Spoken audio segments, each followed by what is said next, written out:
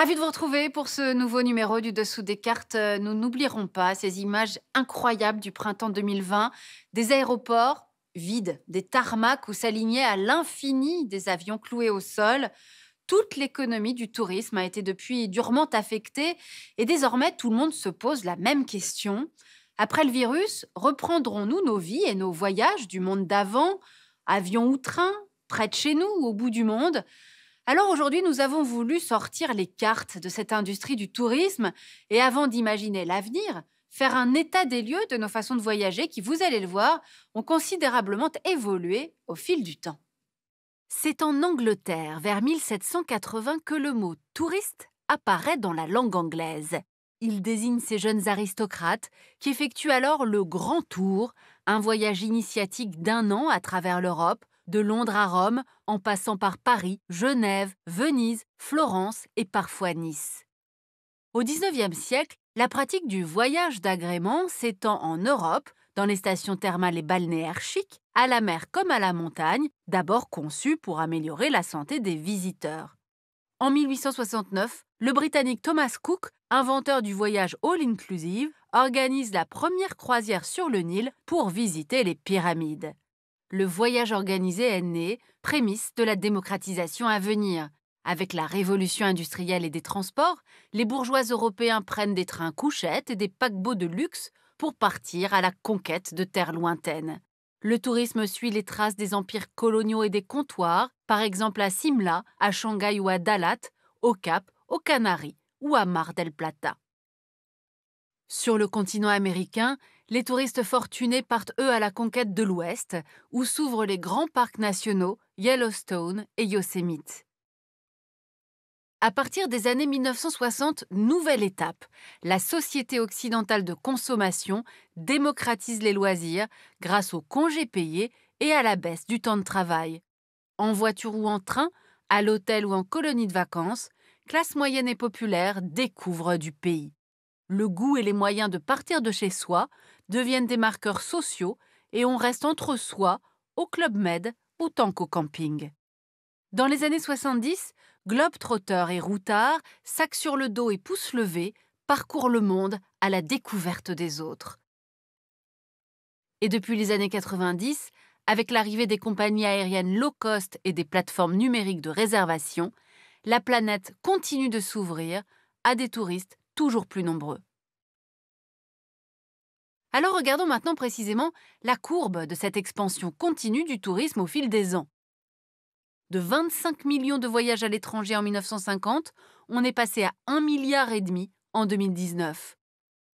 Le voyage hors de ses frontières concernait 1% de la population mondiale au milieu du XXe siècle, et ces 20 dernières années, avec l'arrivée des touristes asiatiques et latino-américains, le voyage concernait l'équivalent d'un humain sur 5. Avec le coup d'arrêt imposé par la pandémie, cette tendance à la hausse devra être confirmée, tandis que de nouvelles classes moyennes, en Asie surtout, ont découvert avant la crise les plaisirs du tour operator. Alors voyons maintenant quelles étaient jusqu'ici les destinations les plus prisées. En 2018, les 10 pays les plus visités étaient la France, numéro 1 mondial, puis l'Espagne, les États-Unis, la Chine, l'Italie, la Turquie, le Mexique, l'Allemagne, la Thaïlande et le Royaume-Uni. Le tourisme mondial s'organisait en fait autour de 3 grands pôles. Loin en tête la vieille Europe, avec le bassin méditerranéen et les Alpes. Tirée par sa croissance économique, l'Asie, autour de la mer de Chine, arrivait en deuxième position. Et enfin l'Amérique du Nord et centrale, avec le bassin caribéen. Les voyages à l'étranger ne sont que la pointe émergée de l'iceberg touristique. Car même avant la pandémie, on a toujours tendance à visiter prioritairement son propre pays. Ainsi, en 2019, on comptait 9 milliards de voyages domestiques contre 1,5 milliard de voyages internationaux. Et nous allons voir maintenant que sur chaque continent, les touristes se rendent en priorité chez leurs voisins. Prenons quelques exemples. Les Allemands, comme 90% des Européens, voyagent d'abord en Europe. Autriche, France, Italie, Espagne, Pays-Bas, Grèce, avant de s'éloigner vers la Turquie, la Thaïlande ou encore les États-Unis. Les Chinois partent d'abord en Asie du Sud-Est, Thaïlande, Vietnam, Singapour, Cambodge, ainsi qu'au Japon et en Corée du Sud, avant d'aller visiter les États-Unis ou l'Europe. Quant aux États-Uniens, ils privilégient le Mexique et le Canada, avant la France, le Royaume-Uni ou bien l'Italie. Hôtels, restaurants, loisirs, les voyageurs dépensent. Nous allons voir maintenant quels sont les pays qui vivent le plus du tourisme et qui souffrent donc particulièrement de la pandémie. Vous voyez la carte de la part du tourisme dans le PIB de chaque pays. Plus la couleur est foncée, plus le tourisme représente une part importante de la richesse. À l'échelle de la planète, le secteur touristique représente en moyenne 10% du PIB mondial et 10% des emplois. Mais pour certains pays, l'Espagne, l'Italie, le Maroc, la Tunisie, le Mexique, la Chine et l'Australie notamment, la manne touristique est bien plus importante encore. Pour d'autres, elle est même vitale. Cambodge, Philippines, Grèce, Géorgie, Islande par exemple, et pour certains micro-États du Pacifique, de l'océan Indien ou des Caraïbes, le tourisme est parfois l'unique source de devises. On l'aura compris, le tourisme est devenu aujourd'hui un secteur clé de l'économie mondiale, pour le meilleur et pour le pire, notamment pour le climat. Le tourisme représenterait en effet 8% des émissions mondiales de gaz à effet de serre et il bouleverse bien sûr les paysages, particulièrement comme on va le voir en bord de mer. Intéressons-nous en effet à ces côtes qui, au fil des ans, ont été aménagées pour accueillir les touristes sur tous les continents. Au Mexique, par exemple, touristes nationaux et américains se bousculaient jusque-là sur les plages qui bordent le pays à l'ouest, sur le Pacifique, comme à l'est, sur le golfe du Mexique et la mer des Caraïbes. Sur la péninsule du Yucatan, au lieu de la civilisation maya, la Riviera Maya, au sud de Cancún, offre ainsi un paysage de 130 km où s'alignent resorts et hôtels avec piscine et spa, désormais déserts à l'heure de la Covid-19.